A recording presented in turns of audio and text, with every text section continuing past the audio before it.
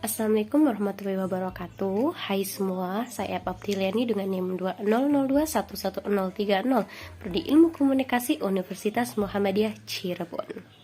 Pada kelas dan kesempatan kali ini, saya akan mempresentasikan terkait metode penelitian kualitatif fenomenologi. Pertama, mari kita ketahui terlebih dulu terkait definisinya.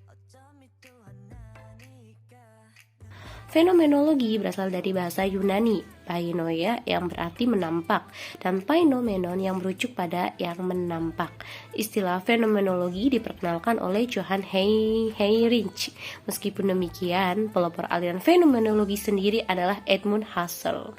Jika dikaji lagi, fenomenologi itu berasal dari phenomenon yang berarti realitas yang tampak dan logos yang berarti ilmu. Jadi, fenomenologi adalah ilmu yang berorientasi untuk mendapatkan penjelasan dari realitas yang tampak. Fenomenologi berasumsi bahwa orang-orang secara aktif menginterpretasi pengalaman-pengalamannya dan mencoba memahami dunia dengan pengalaman pribadinya. Fenomena yang tampak adalah refleksi dari realitas yang tidak dapat berdiri sendiri karena ia memiliki makna yang memerlukan penafsiran yang lebih lanjut. Tokoh-tokoh fenomenologi ini diantaranya Edmund Husserl, Alfred Schach, dan Peter L. Berger. Tujuan dari fenomenologi seperti yang dikemukakan oleh Husserl yaitu untuk mempelajari fenomena manusia tanpa mempertanyakan penyebabnya, realitas yang sebenarnya, dan penampilannya. Husserl mengatakan dunia kehidupan adalah dasar makna yang dilupakan oleh ilmu pengetahuan.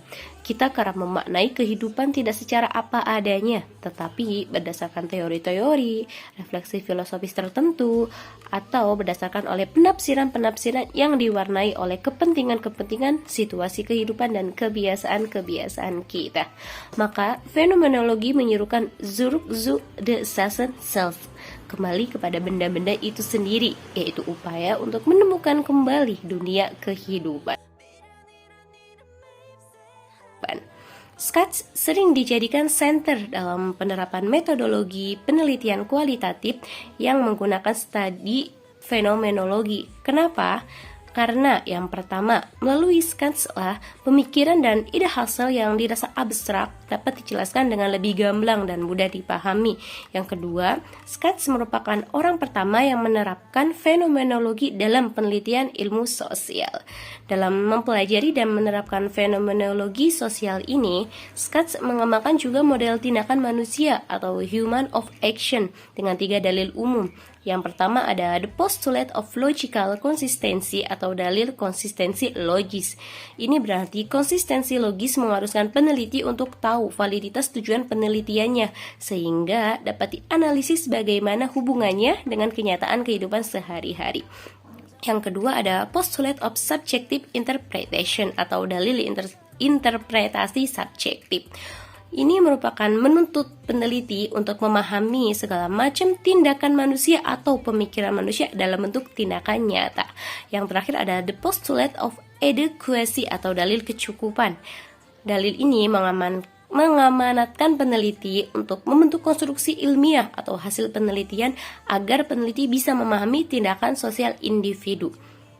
Schach mengakui fenomenologi sosialnya mengkaji tentang intersubjektivitas dan pada dasarnya studi mengenai intersubjektivitas adalah upaya untuk menjawab pertanyaan-pertanyaan seperti bagaimana kita mengetahui motif, keinginan, dan makna tindakan orang lain, bagaimana kita mengetahui makna atas keberadaan orang lain, bagaimana kita dapat mengerti dan memahami atas segala sesuatu secara mendalam, dan bagaimana hubungan timbal balik itu dapat terjadi.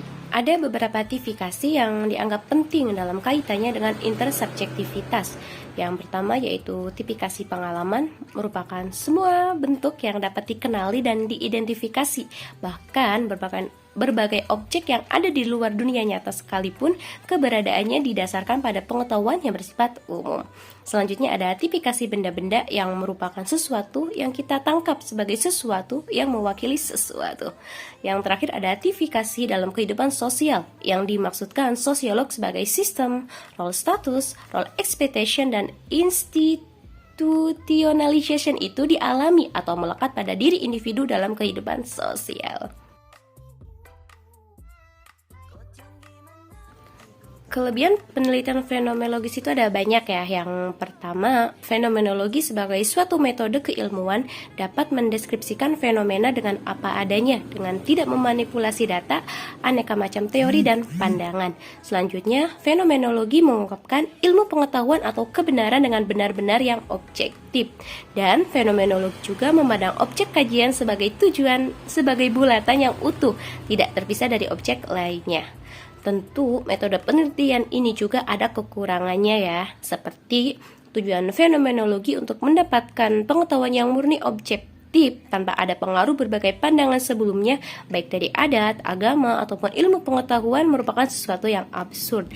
Dan pengetahuan yang didapat juga tidak bebas nilai, tapi bermuatan nilai atau value bound.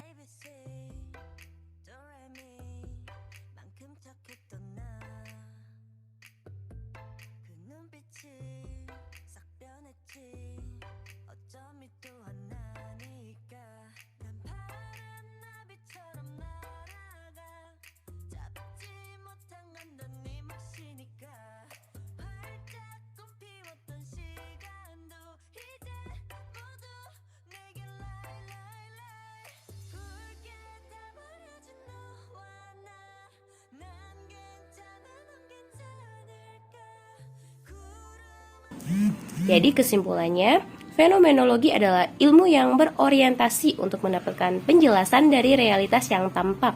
Fenomena yang tampak sendiri merupakan refleksi dari realitas yang tidak dapat berdiri sendiri, karena ia memiliki makna yang memerlukan penafsiran yang lebih lanjut. Tujuan dari penelitian fenomenologi seperti yang dikemukakan oleh Husserl adalah untuk mempelajari fenomena manusia tanpa mempertanyakan penyebabnya, realitas yang sebenarnya, dan penampilannya. Husserl mengatakan, dunia kehidupan adalah dasar makna yang dilupakan oleh ilmu pengetahuan. Penelitian fenomenologis ini diawali dengan menetapkan lingkup fenomena yang akan diteliti, menyusun daftar pertanyaan, melakukan pengumpulan, menentukan teknik penentuan informan, dilanjut dengan melakukan analisis data, dan diakhiri dengan melaporkan hasil penelitiannya. Sekian presentasi yang dapat saya sampaikan, kurang dan lebihnya mohon dimaafkan. Semoga ilmu yang saya sampaikan dapat bermanfaat bagi teman-teman semua. Saya akhiri, wabillahi taufik wal hidayah. Wassalamualaikum warahmatullahi wabarakatuh.